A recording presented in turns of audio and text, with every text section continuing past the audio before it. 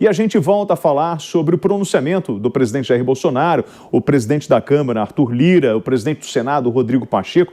Nós recebemos agora o cientista político Rubens Figueiredo. Rubens, muito bom dia. O pronunciamento dos membros que participaram desta reunião traz um novo cenário para o Brasil? É um novo rumo que se apresenta agora? Olha, tudo indica, né? O Bolsonaro não é exatamente um presidente previsível.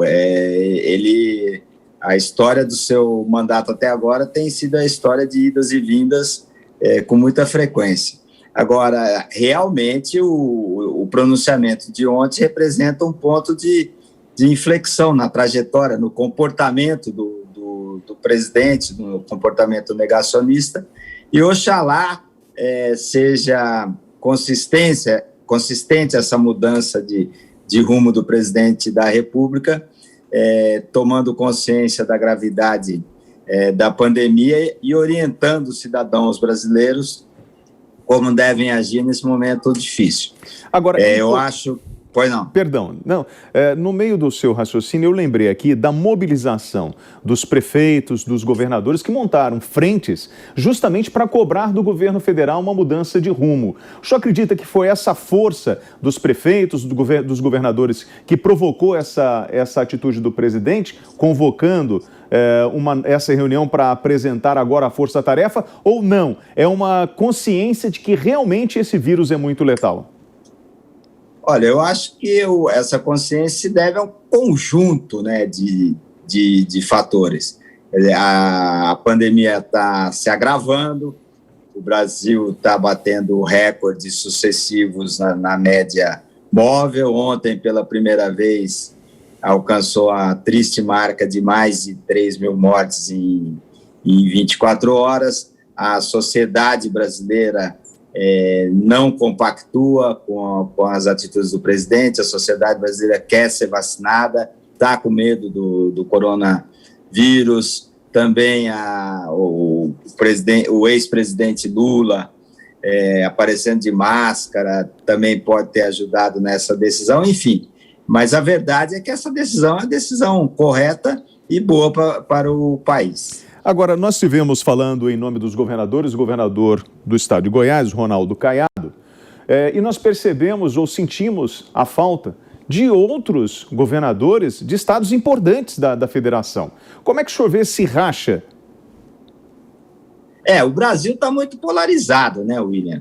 É muito difícil você, mesmo contra o inimigo comum dessa força e dessa gravidade, é muito difícil, num contexto de uma polarização política muito acentuada, acirrada, você conseguir reunir o conjunto das forças políticas, mesmo que seja em direção de uma ação que se mostra bastante óbvia e urgente. Então, eu acho que o pronunciamento foi ontem, é possível, né, sempre levando com a ressalva do comportamento errático do presidente, é possível que esse pronunciamento, essa nova postura, se é que ela é real, crie um contexto, um clima mais adequado para que o conjunto das forças políticas se una para que a questão seja combatida numa só direção. Agora, o senhor, como um cientista político, quando chover aquele pronunciamento, onde eu tenho o presidente da República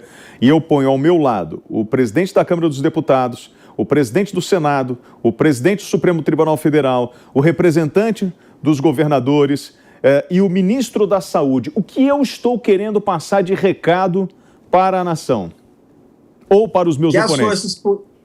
Que as forças políticas estão unidas. Você tem o representante dos três poderes e o órgão do executivo que cuida diretamente da questão da pandemia. Eu acho que o Brasil precisa, embora haja toda essa polarização, um conjunto de pessoas que acham que o Bolsonaro está certo, faça ele o que fizer, e um conjunto de pessoas que acham que o Bolsonaro está errado, faça ele o que fizer. Eu acho que o Brasil precisa de um pouco de bom senso.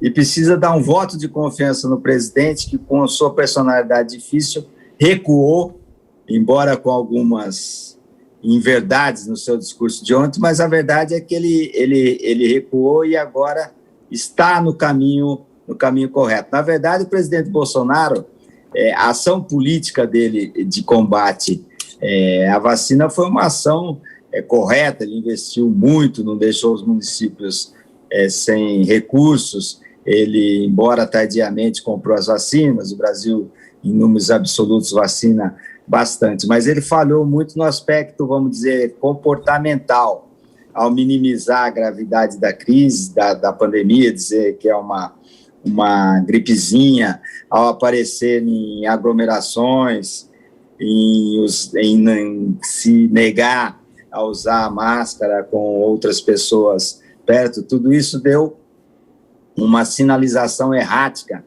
para a sociedade e ajudou a criar essa situação em que nós nos encontramos. Se a mudança comportamental do presidente for real e se a mudança comportamental for real, a parte prática de recursos, de vacina, de vacinação em massa, isso está correto. É possível dizer que um político tradicional estaria agindo de uma forma diferente e o Bolsonaro, por ser um militar, ele está trabalhando em cima de uma cartilha, de um combate à guerra, uma cartilha que ele foi, como se diz, educado a agir desta forma? É muito difícil você avaliar as motivações psicológicas ou de formação do Bolsonaro nessa conduta que realmente foi uma conduta muito inadequada para a crise. Nós vimos nos Estados Unidos, por exemplo, como a saída de Trump e a entrada do Biden fez com que a pandemia recuasse muito, né? Esse negacionismo, essa resistência a ouvir aquilo que a ciência diz, tudo isso que o presidente Bolsonaro representou, certamente não ajudou ao combate da pandemia. Essa dicotomia, né, essa desassociação entre a saúde e a economia, que na verdade é uma dicotomia forçada, não ajudou o Brasil até agora. Ao ele tentar se colocar como grande senhor, líder da vacinação, ele sai da questão do lockdown, se deve fechar comércio, as empresas, etc., e entra na questão científica, na questão da vacinação. Isso, do ponto de vista de estratégia política, é muito interessante e inteligente. E por falar nessa estratégia política, o Bolsonaro, ele fala o seguinte: olha, o Pazuello era um general e ele veio para arrumar a casa. A partir do momento que eu arrumei a casa, eu coloco um técnico, que é o Queiroga, que é um cardiologista. Essa estratégia política, ela começa a tomar esse novo desenho em função justamente dessa mudança, porque ontem o Queiroga assumiu como ministro da Saúde, numa cerimônia reservada. Olha, a indicação do Queiroga é uma indicação do ponto de vista técnico correta, mas o Ministério da Saúde é muito mais, né, do que você ter um técnico ou ter um militar no comando. O que a gente sabe é que o Ministério da Saúde ele foi desaparelhado, quer dizer, saíram pessoas que tinham uma larga folha de serviço e muita experiência nos seus cargos para ser, e esses cargos foram ocupados por militares que não têm nenhuma, né, experiência no Ministério da Saúde. O Ministério da Saúde do Brasil, pelo menos no que diz respeito à vacinação, é um órgão, uma instituição muito respeitada em termos mundiais, né? O que nós precisamos ver é se o novo ministro será capaz de montar sua própria equipe e, acima de tudo, indicar um caminho para a sociedade, para os municípios, para os estados, ter um planejamento mínimo de como é que essa vacinação vai avançar e como é que os brasileiros podem ficar mais tranquilos ao receber suas doses da vacina. Existe um comportamento da sociedade que vem se repetindo ao longo dos últimos anos, que é o panelaço. E ontem nós tivemos mais um espalhado por várias capitais, né? Nós já tivemos isso no caso da Dilma, do Lula, do Jair Bolsonaro. Isso, de alguma forma, está influenciando nas decisões políticas? Ou seja, o presidente começa a perceber que ele tem uma resistência forte, que ele está num caminho errado, então eu vou adotar outras medidas para atrair um público maior, já pensando numa campanha política? Não acho que é só por causa disso, mas realmente ajuda. Quer dizer, hoje as pesquisas mostram o seguinte: você tem 14% dos brasileiros que apoiam o Bolsonaro naquilo que ele fizer. E você tem um contingente aí que deve chegar entre 18% e 20% que desaprova o Bolsonaro naquilo que ele fizer.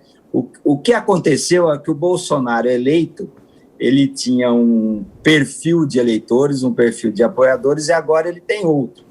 E nos bairros onde esses panelaços ocorrem, que são os bairros de classe média alta, que votaram em Bolsonaro em 2018, agora estão rejeitando o presidente da República. Então, esses panelaços, as demonstrações aparecem com muito mais força. Mas o que o Brasil precisa é baixar um pouco a bola, se unir, fazer o que tem que ser feito, o que não é tão difícil de entender assim, do ponto de vista individual, usar máscaras, evitar as pessoas ficar em casa e passar o álcool em gel, e do ponto de vista de política pública, vacinar. Se o Brasil se unir em torno dessas providências, nós sairemos dessa crise mais rápido. Nós observamos que o presidente ele tem um temperamento muito forte e às vezes acaba falando com o coração e às vezes nem com a razão, mas é o temperamento explosivo que ele tem. E aí, na fala do Eduardo Pacheco, presidente do Senado, ele fala o seguinte: eu vou falar com os prefeitos. Então, será que nessa estrutura que foi montada, nós vamos ter outros interlocutores, ou seja, outras figuras para negociar com a oposição? Já que com o Bolsonaro fica difícil? O momento é adequado. Uma das características desse governo do presidente Bolsonaro é a inexistência de uma liderança do governo que negocie com a oposição, que negocie com o Congresso, que negocie com os prefeitos, que negocie com os governadores. Mas agora, William, o que me parece é que não existe muita negociação. O que tem que existir é a conversa, porque o caminho ele está indicado, quer dizer, os hospitais estão na sua capacidade máxima de atendimento nas UTIs, as mortes explodem. O Brasil hoje é o país que mais tem mortes no mundo inteiro, então não tem muito o que negociar.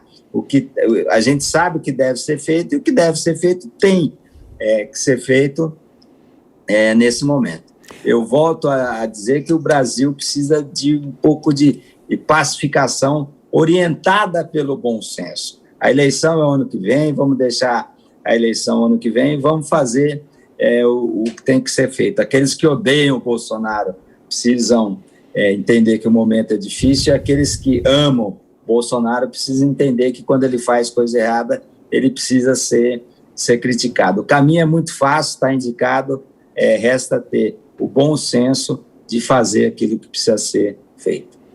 Olha, Rubens Figueiredo, cientista político, obrigado por sua participação no Jornal da Manhã, segunda edição. Para a gente é muito importante a participação do técnico da área, a pessoa que estuda isso, para que a gente possa entender o que está acontecendo, até para buscar uma certa tranquilidade no momento de tanto caos. Muito obrigado, tenha um bom dia. Eu que agradeço, William. Bom programa aí para você. Obrigado.